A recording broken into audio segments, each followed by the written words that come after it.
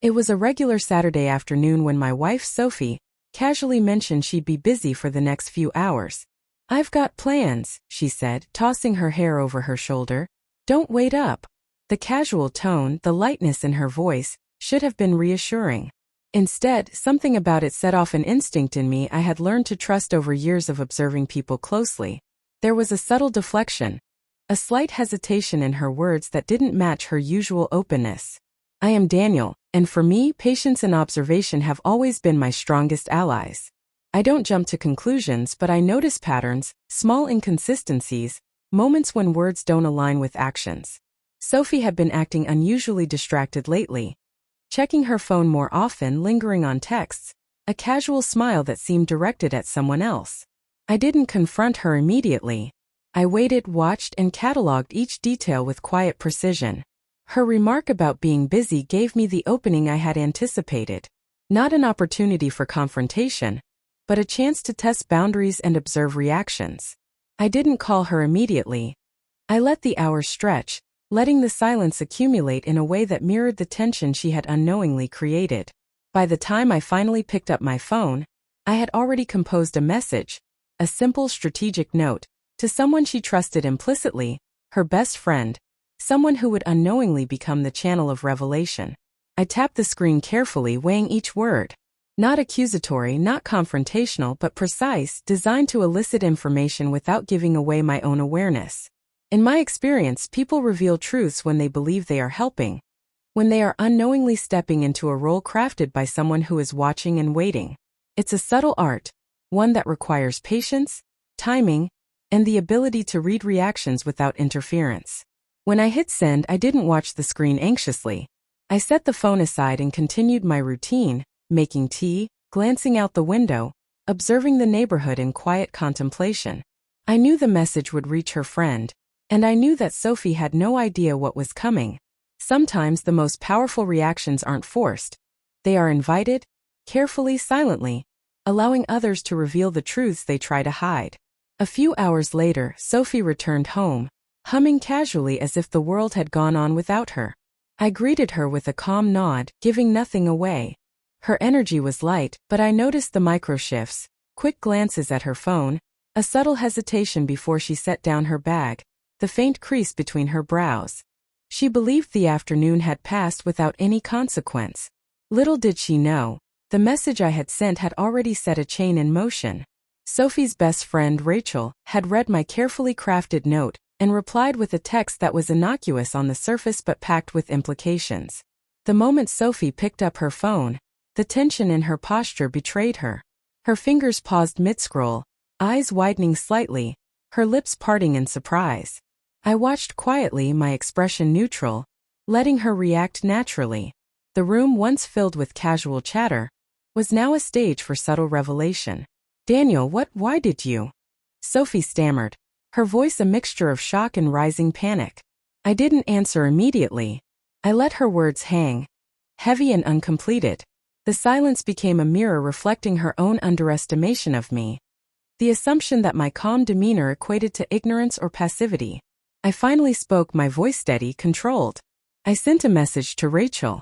I wanted to know what you were really doing, while you said you'd be busy." I paused, letting the words sink in. "Not because I don't trust you, but because actions speak louder than reassurances." Her expression shifted rapidly, first confusion, then the realization that she had underestimated the depth of my awareness, the subtle vigilance I had maintained even in moments of apparent calm. The room felt charged, but not with anger. It was tension born of understanding, a sudden recognition that her casual plan, her attempt at independence, had intersected with someone who observed, calculated, and waited. Sophie's composure faltered, and for the first time in months, she realized that dismissiveness and assumptions had consequences. I leaned back slightly, maintaining my calm. "Sometimes honesty isn't about confrontation," I continued. "It's about letting the truth come out in ways people don't expect."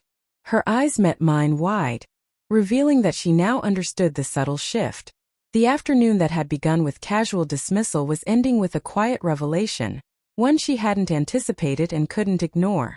Sophie's eyes darted between me and her phone, the color draining from her face as the implications of Rachel's message settled in. Daniel. I didn't expect you to. Her words faltered, caught between apology and panic. I remained silent, letting the tension speak for itself.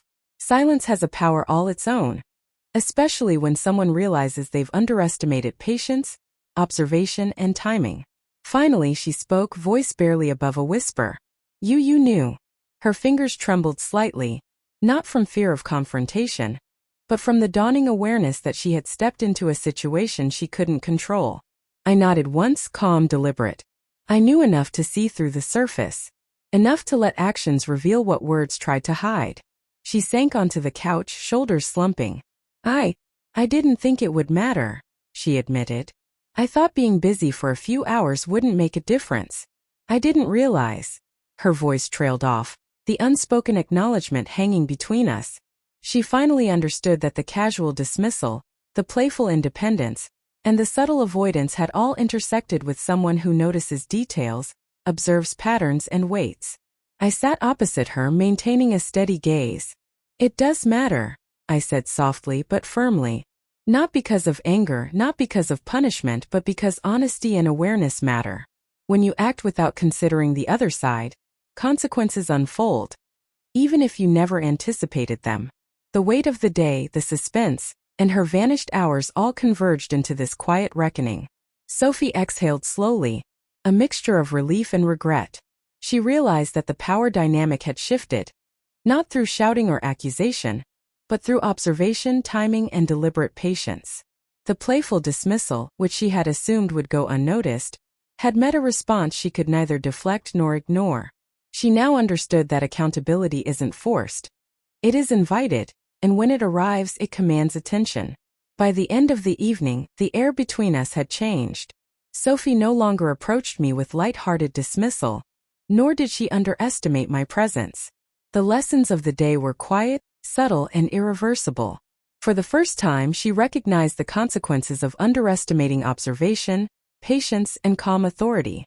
And I understood once again that true control isn't about confrontation. It's about letting truth unfold naturally, with patience, precision, and awareness.